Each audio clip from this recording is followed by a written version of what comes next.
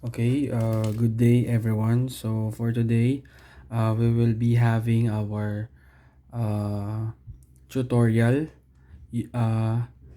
using Canva. So gagawa tayo ngayon ng um, certificate. Let's say for example, nagagawa tayo ng certificate that we can use in schools using Canva.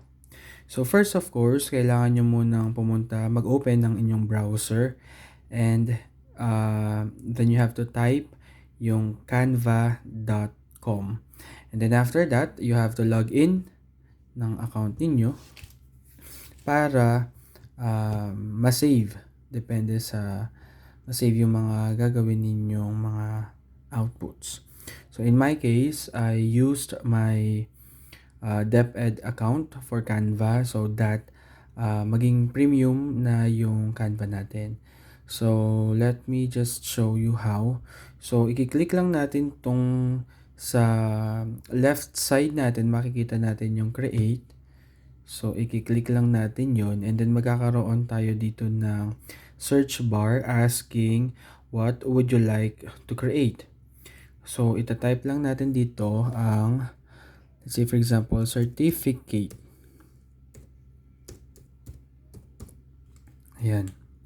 So, magkakaroon tayo ng options dito na certificate landscape. Included na yung mga sizes nila like for this one, 29.7 by 21 centimeter. Here we have portrait naman. Here we have parang gift cert na landscape. Ayan, so we have different options pa dito but we'll go with the certificate landscape. So, yun, i-click lang siya and then ito, ibibigyan na niya tayo ng blank na template for our certificate. Now, para malagay natin yung mga zoom in natin siya para mas makita ninyo. Okay, yan. So, maglalagay lang tayo dito ng different elements. Halimbawa, pwede tayong maglagay ng text. So, add text box. Ayan. So, naglagay na tayo dito. At simulan natin siya dun sa name ng school. Ayan. Kung gusto nyo ng ganyan na template. So, Hermosa.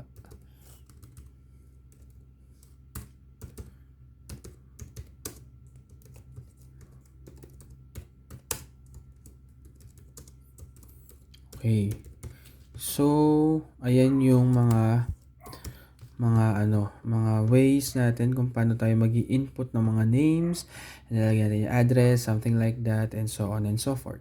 Now, para mas madali, since nasa Canva na rin naman tayo, pwede nyo rin naman kayong hindi na kayo mag-create from the scratch. Instead, hanap na lang kayo dito sa templates, and then, ayan, makikita nyo naman, no? So, describe your ideal design, pwede rin, pero we have here a lot of designs ng mga certificates that you can choose from at pwede nyo na siyang magamit depende dun sa gusto ninyo. And in our case, we can use the first one. So, ayan, tatanungin lang niya, pwedeng replace the current page, ibig sabihin nun, itong ginagawa ninyo is mawawala na, or add as a new page, ibig sabihin, itong template na ginagawa nyo is makikip pa and then parang magkakaroon siya ng page 2 kung saan niya ilalagay yung template na yon. Pero in our case, we will replace the current page. Ayan. So, ito na siya. Meron na siyang design, meron na siyang different elements here. So, Certificate of Excellence ay nakalagay. So, papalitan lang natin yung name. Halimbawa ay si Juan. Ayan. Si Juan de la Cruz. Ayan. Then, kapag ganito yung nangyari sa template niyo, pwede nyo siyang i-drag, what do you call this? I-move na lang tong part na to para mas lumaki yung space para dun sa name, okay? And then, ayan, pwede kayong mag-change dito ng mga wordings pa, yung citation, okay? Or pwede kayong mag-add actually. Pwede kayong mag-add pa given this, yung mga ganon, given this. Halimbawa, 29th day of April 2026 at Hermosa, Bataan. Yan. So, ibig sabihin, pwede rin kayong mag-add ng mga, or pwede kayong mag-edit or mag-add pa ng mga citation na kulang dun sa ano nyo, if you want, if it seems na parang kulang pa. And then, kung mapapansin nyo, parang nag-overlap na siya dun sa name, pwede nyo naman siyang i-move or liitan. But in our case, liliitan na lang natin siya. Ayan. Then you can change also the name here. So, I'm going to put my name, Joseph P. Rivera. Okay, so again,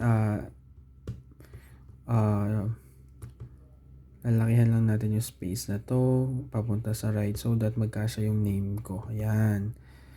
Okay. And then, hindi natin siya lalagay as class mentor kasi usually here in the Philippines, we use class advisor. Okay, sa klase. Yan, so class advisor. Ayun. And there you have it. Meron ka ng sarili mong certificate. Pwede mo na siya ibigay.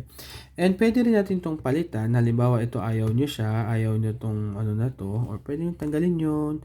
Or ito mismo. And then hanap tayo ng kapalit na elements here. Let's say for example, kuha tayo ng parang medal. Okay. Gold. Okay. So search natin yun. Then, there. Click lang natin yan. And then, of course, we have to resize it. Depende dun sa ano na hindi ma-overpower yung mga nakalagay. And then, there you have it. Meron na tayong certificate. So, as simple as that. Ganun lang kasimple gumawa ng certificate using Canva. Very simple, very easy. It took us how many minutes lang, including the logging in na, para makagawa tayo ng isang certificate na very common na ginagawa natin as a teacher. So, I hope you learned something today and thank you so much.